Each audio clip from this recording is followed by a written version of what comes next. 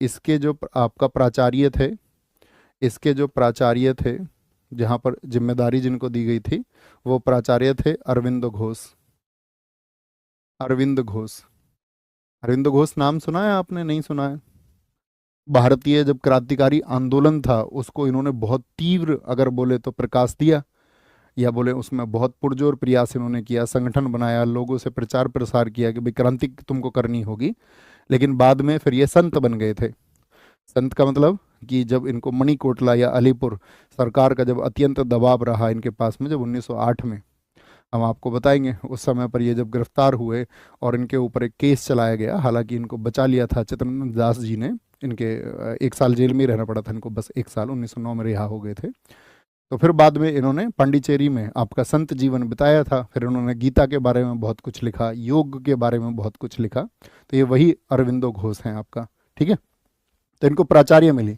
उस समय पर ये जब आपका अपनी सेवाएं दे रहे थे तो इनका वेतन 750 रुपये प्रति महीने था। लेकिन उन्होंने 750 रुपये प्रति माह के वेतन को छोड़ करके यहाँ पर 75 माह के वेतन में काम करना स्वीकार कर लिया था। 75 रुपये। ओके। तो ये सब लोगों का डेडिकेशन था कि भाई देश के लिए हमको ये करना है। अच्छा, फिर भाई नेशनल कॉलेज तो हो गया, अब बाल बच्चों को आपका एक टेक्निकल एजुकेशन भी देनी होगी। तो बंगाल में आपका बंगाल टेक्निकल इंस्टीट्यूट की स्थापना हुई। बंगाल 1906।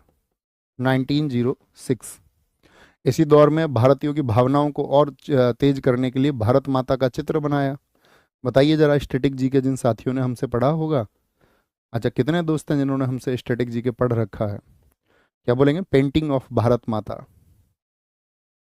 पेंटिंग ऑफ भारत माता। क्रोम चल जाता है इसमें। अवनींद्र नाथ टैगोर। अवनींद्र नाथ टैगोर। देखा है आपने चित्र भारत माता का? भारत माता का चित्र अवनींद्र नाथ टैगोर। अब आएगा।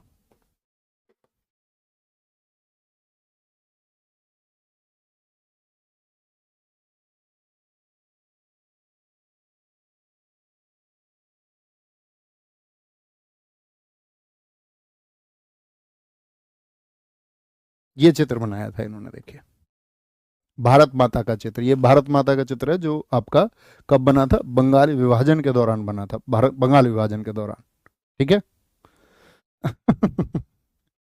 हाँ, जीटीए का उस पर आ रहा था अभी। हमने तो भैया खेल, हमें अभी भी याद है जब हम 6th क्लास में थे तो हमारे टाइम पे आता था कॉइन। कॉइन, ठीक है। तो वो कॉइन में क्या होता था, आपका जब हमारे स्कूल से छुट्टी होती थी तो कॉइन लेकर के, और छठी क्लास में अपनी रुचि नहीं थी पढ़ने में उतनी, है ना। 7वीं में भी नहीं थी, मतलब उतनी रुचि।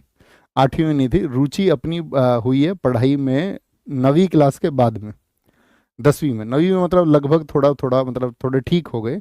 लेकिन 10वीं में हम बहुत, मतलब एकदम से आप समझिए कि मतलब या तो ऐसा था कि हमको थोड़ी छूट मिली हुई थी, तो हमारे पिताजी ने बहुत स्ट्रिक्ट व्यवहार करके फिर, मुझे अभी भी याद है 10th क्लास में मैं मतलब बहुत पढ़ा हूँ, बहुत। मतलब हमारा जो घेर था उसमें खिड़की के सहारे एक हमारी मतलब पुरानी सी लकड़ी की मेज थी, और ऐसी कोई सुविधाएं नहीं थी क्या ना, प्रॉपर कुर्सी उर्सी जैसी। तो वो विंडो में भी जगह थी, तो उस विंडो में बैठ के प्रॉपर पढ़े हम, प्रॉपर, मतलब घंटों का पूछो मत तुम। तो फिर हम आपका उसमें बोर्ड में टॉपर्स में पहुंचे 10th में। तो क्या बोलेंगे यहाँ पर? तो अवनींद्र नाथ टैगोर, अवनींद्र नाथ टैगोर ने इससे क्या होता है, चित्र से क्या होता है? चित्र से क्या है कि लोगों की भावनाएं जुड़ी कि भाई भारत माता जो है वो एक है। भारत माता जो है एक है, और हम सब उसी के बच्चे हैं। तो अब आप सोचिए, आपसे कोई आपकी माता छीन ले, है ना, और ये कह दे कि भाई नहीं तुम अब इससे अलग हो, ठीक है। अब उसका अंग मान के चलो, अब ये आपका आपका बॉडी पार्ट है, ये यहाँ से आपका अगर ये उंगली कट हो जाए तो आपको दर्द होगा या नहीं होगा? अब आपसे एक पूरा हिस्सा छीना जा रहा था बड़ा। तो उससे चित्र ने भी क्या किया, क्रांति पैदा की, क्रांति पैदा की। और आपका अवनींद्र नाथ टैगोर ने वहाँ पर संस्था बनाई थी, ओरिएंटल आर्ट। ओरिएंटल आर्ट नाम की संस्था बनाई, और जिसमें बहुत सारे चित्रकार जुड़े, और उन्होंने बहुत सारे ऐसे ही राष्ट्रीय भावना को इकट्ठा करने वाले चित्र जो है वो बनाए, ठीक है। नेक्स्ट आगे आएंगे, क्या बोलेंगे जी? इतनी बात में कोई दिक्कत यहाँ तक? तो ये क्या है, क्रांति के शुरुआती दिन है, जब बंगाल विभाजन के विरोध में, जब बंगाल विभाजन लागू हो गया तो हमने क्या क्या किया। अगली बात क्या बोलेंगे? अब ब्रिटिश सरकार ये देख रही थी, ब्रिटिश सरकार ये देख रही थी। अब ब्रिटिश सरकार ये देख रही है तो क्या इसके दमन के लिए, इसको सप्रेस करने के लिए उसने काम किया होगा या नहीं किया होगा? उन्होंने कहा अच्छा तुम हमारी चीजों का बहिष्कार कर रहे हो, तो उन्होंने एक कार्लाइल नामक व्यक्ति को नियुक्त किया कि भाई ये जो स्वदेशी आंदोलन है इसको एकदम से खत्म करना है, या बंगाल विभाजन के विरोध में जितनी भी प्रक्रियाएं चल रही हैं या प्रतिक्रियाएं चल रही हैं उन सबको तुमको डिस्ट्रॉय करना है और ये तुम्हारी जिम्मेदारी है। तो लिखें एक बार, बंगाल क्या, पोल नहीं किया, पोल, हाँ हटा दो, पोल हटा दो। पोल, अच्छा पोल पे ध्यान ही नहीं दिया, बहुत बढ़िया। पोल पे तो ध्यान नहीं दिया। पोल मतलब लगभग आधे बच्चे कह रहे हैं उन्होंने स्टैटिक जीके पढ़ा है और स्टैटिक जीके नहीं पढ़ा है। तो मैं आपको एक बात बता दूं कि जैसे विभाजन के विरोध के लिए, अब क्लास पे फोकस करें, काफी बातें हो गई। बंगाल विभाजन के विरोध का दमन करने के लिए, विरोध का दमन करने के लिए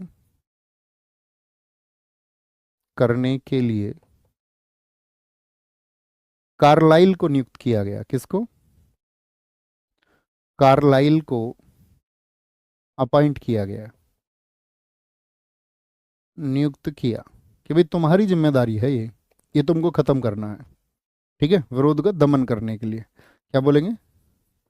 कार्लाइल वाज अपॉइंटेड, ने काम करना शुरू किया। अब दरअसल में तब क्या था कि बहुत सारे, क्योंकि भाई छात्र थे, हमेशा आप देखेंगे जब देश में आंदोलन होता है कोई भी, या कभी भी देश की राजनीति में परिवर्तन होते हैं तो वो उसमें छात्रों की बड़ी भागीदारी होती है, क्योंकि छात्र वर्ग जो होता है एक पढ़ा लिखा समुदाय होता है। अब तो इनको इनको दबाना था, तो इन्होंने क्या किया, इन्होंने कॉलेज को पत्र लिखे, कॉलेज को, जितने भी वहाँ पर कॉलेज थे जो उनके छात्र थे जो सक्रिय आंदोलनों में भाग ले रहे थे, इन्होंने कहा कि अगर तुमने अपने कॉलेजों के बच्चों को नहीं रोका तो हम तुम्हारे कॉलेज की जो मान्यता है उसको रद्द कर देंगे। तो उस समय तो आपको होगा कि ब्रिटिश प्रणाली से ही जन्मे बहुत सारी यूनिवर्सिटी थी, आपका 1858 में भी हमने आपको बताई कुछ यूनिवर्सिटी बनी। तो ऐसे एक दबाव तो उनके ऊपर ये बनाया। दूसरा दूसरा दबाव क्या, पहला दबाव क्या बता दिया मैंने आपको, पहला तो ये था किसके ऊपर इसने दबाव बनाया, कॉलेजों पर दबाव बनाया कि अपने छात्रों को रोके, कॉलेजों पर दबाव। पहली घटना तो इसने ये की, नहीं तो क्या करेंगे, तुम्हारी जो मान्यता है उसको खत्म कर देंगे। और दूसरा इन्होंने बड़ा काम क्या किया कि कहीं से भी, क्योंकि उस समय एक नारा लगता था वंदे मातरम, वंदे मातरम का नारा लगता था हर जगह बंगाल विभाजन के दौरान। तो इन्होंने कहा अगर किसी भी व्यक्ति ने वंदे मातरम का नारा लगाया तो उसको सरकारी नौकरी से अयोग्य कर दिया जाएगा, सरकारी नौकरी से अयोग्य कर दिया जाएगा। और इस बारे में तो हमारी भारत सरकार को भी विचार करना चाहिए। हालांकि वो तो ब्रिटिश सरकार की एक दमनकारी नीति थी, उसको तो ये नहीं करना था, लेकिन भारत सरकार को ये जरूर विचार करना चाहिए कि कोई भी व्यक्ति यदि आपका हमारे देश के खिलाफ किसी भी प्रकार की नारेबाजी करता है, देश के खिलाफ, या मान के चलो अक्सर देश में आप देखते होंगे जो हमारे दुश्मन राष्ट्र हैं, जो हमारा बिल्कुल हित नहीं सोचते हैं, उनके नाम के नारे यदि लगाए जाते हैं तो ऐसे व्यक्ति के खिलाफ भी सख्त से सख्त कार्रवाई हो, ठीक है। कम से कम उसको मतलब एक वो बनना चाहिए ना, जिसको हम कहते हैं एक उदाहरण स्थापित होना चाहिए कि हाँ बाकी लोग उस तरह की चीज़ों को ना करें। तुम बताओ होना चाहिए नहीं? तो वंदे मातरम के नारे जो भी लगाएगा उसको सरकारी नौकरी से अयोग्य कर दिया जाएगा। तो इस तरह से इन्होंने इसको दबाया और बहुत सप्रेस किया, जगह जगह पर लाठी चार्ज हुई, लोगों को मतलब पीटा गया, मारा गया, बंदी किया गया। तो कहने का मतलब यह है कि इसको उन्होंने क्या कर दिया, एकदम से निष्क्रिय कर दिया। और 1908 में ये जो स्वदेशी आंदोलन है एकदम से निष्क्रिय हो गया। कब? लिखना इस बात को, स्वदेशी आंदोलन 1908 में निष्क्रिय हो गया, लिख लेना इस बात को, सॉरी 1908 में क्या हो गया, स्वदेशी आंदोलन निष्क्रिय हो गया। क्या कारण थे जी? क्या बस ब्रिटिश सरकार की वजह से? फिर हम लोग आंदोलन शुरू ही क्यों करते हैं? स्वदेशी आंदोलन निष्क्रिय हो गया तो नहीं, सिर्फ ब्रिटिश सरकार कारण नहीं थी, कई बार बहुत सारे फैक्टर होते हैं। स्वदेशी आंदोलन निष्क्रिय हो गया, जैसे कि आपका पहला कारण क्या बना, पहला कारण अरविंद घोष गिरफ्तार हो गए। अरविंद घोष जो यहाँ पर बच्चों को एजुकेशन दे रहे थे, क्रांतिकारी सोच, तो ये क्या हो गए, गिरफ्तार हो गए। एक हम आपको बताएंगे अभी थोड़ी देर में। ये जो गिरफ्तार हुए थे इनका केस था आपका मणिकोटला बम कांड, या अलीपुर षड्यंत्र भी उसको कहा जाता है।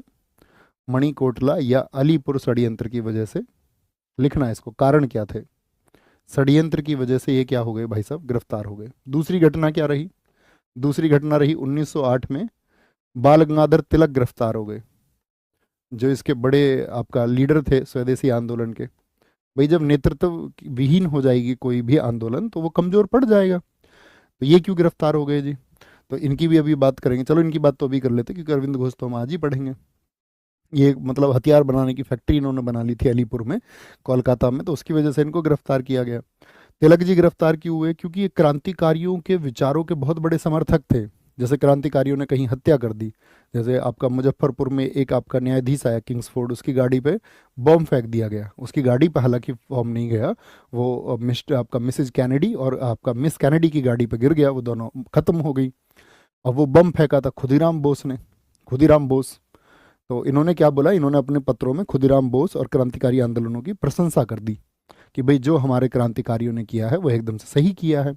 और ब्रिटिश सरकार के खिलाफ ये लेख लिखते ही रहते थे। तो इस समय पर कि भाई इन लीडर्स को ही तो कैप्चर करना है पहले, तभी तो आंदोलन निष्क्रिय होगा। 1908 में तिलक गिरफ्तार हो गए। तीसरा तीसरा आपका यहाँ पर क्या बोलेंगे, बिपिन चंद्र पाल थे, एक नाम सुना आपने, लाल बाल पाल, बिपिन चंद्र पाल। इन्होंने राजनीति से संन्यास ले लिया इसी वर्ष में। ये 1908 की घटनाएं बता रहा हूँ मैं आपको। इसके पहले भी कुछ फैक्टर्स थे। 1907 आप जानते हो कांग्रेस में फूट थी, कांग्रेस में फूट पड़ गई थी, तो कांग्रेस में भी दो दल बन गए, एक वो कारण रहा। और 1906 भी एक कारण है, मुस्लिम लीग की स्थापना, मुस्लिम लीग भी इसका कारण बना, मुस्लिम लीग की स्थापना। क्योंकि मुस्लिम लीग ने जो बंगाल विभाजन के खिलाफ विद्रोह हो रहा था या विरोध हो रहा था, इन्होंने याद रख लेना, स्वदेशी आंदोलन को समर्थन नहीं किया था, स्वदेशी आंदोलन का समर्थन नहीं किया था, आंदोलन का समर्थन नहीं किया, हमेशा समर्थन नहीं किया, नॉट सपोर्ट टू स्वदेशी मूवमेंट। तो ये कारण रहे, ये क्या है, ये उसके निष्क्रिय होने के कारण रहे। ठीक है, अब यहाँ पर कुछ चीजें आपको देखनी पड़ेंगी, जैसे कि भाई इन्होंने समर्थन क्यों नहीं दिया, क्या पक्ष था, क्या कारण था। तो यहाँ पर पहले हमको मुस्लिम लीग को समझना पड़ेगा। ठीक है, देखो दरअसल में क्या था, आपको अगर मैं प्राचीन समय से बताऊं, जब 1857 की क्रांति हुई, तो 1857 की क्रांति में आपने क्या देखा था, हिंदू और मुस्लिम एक साथ थे उस संघर्ष में या नहीं थे? आप कहेंगे बिल्कुल थे। तो जब उस संघर्ष में हिंदू मुस्लिम एक साथ थे, तो ब्रिटिश सरकार ने एक आपका विश्लेषण किया। उन्होंने कहा कि भाई हमको अब सरकार को किसका रुख लेना चाहिए, हम हिंदुओं का रुख लें या फिर मुसलमानों का रुख अपनाएं, यानी किस एक वर्ग को अपनी तरफ करें। तो बड़ा वर्ग तो आपका हिंदू वर्ग था। ठीक है, तो उन्होंने कहा कि भाई इसको, जो आपका हिंदू वर्ग है, इसको हमको अपनी तरफ करना चाहिए, इस सनातन वर्ग को अपनी तरफ करें। क्यों मुसलमानों को क्यों नहीं करना चाहते थे वो? तो इसका कारण क्या था, क्योंकि 1857 तक मुगल शासक रहे। अब ब्रिटिश सरकार ये मानती थी कि भाई हमने मुसलमानों को सत्ता से बाहर किया है, तो मुसलमानों का विश्वास हम कभी हासिल नहीं कर पाएंगे, क्योंकि इन्हीं को तो हमने सत्ता से खदेड़ा है 1857 में, अंतिम मुगल सम्राट बहादुर शाह जफर द्वितीय। तो उनकी एक आपका, उनका जो माइंड सेट बन गया ब्रिटिश सरकार का, वो ये बन गया कि भाई मुसलमान तो हमारे साथी कभी हो नहीं सकते। अब मुसलमान यदि हमारे साथी नहीं हो सकते, तो हमको हिंदू पक्ष की तरफ जाना चाहिए, और जो आपका मेजोरिटी में भी है यहाँ पर, अगर हम उस वर्ग को खुश रख पाए तो हम यहाँ पर चीज़ों को रूल आसानी से कर पाएंगे, और एक बड़े विरोध का जो सामना हमको कभी करना पड़ सकता है उसको हम टाल सकते हैं। ठीक है, लेकिन हुआ क्या, क्या ऐसा हुआ? क्या उनको हिंदू पक्ष का समर्थन मिला? ब्रिटिश शासन जैसी नीतियों पर चला था? आप कहेंगे नहीं। जगह जगह बहुत सारी घटनाएं हुई, बहुत सारी घटनाएं, जैसे कि छोटे छोटे आपका, छोटे छोटे बहुत सारे हमने आपको बताए कि क्या होने लगे, संगठन बनने लग गए हिंदुओं के, छोटे छोटे संगठन बनने लग गए।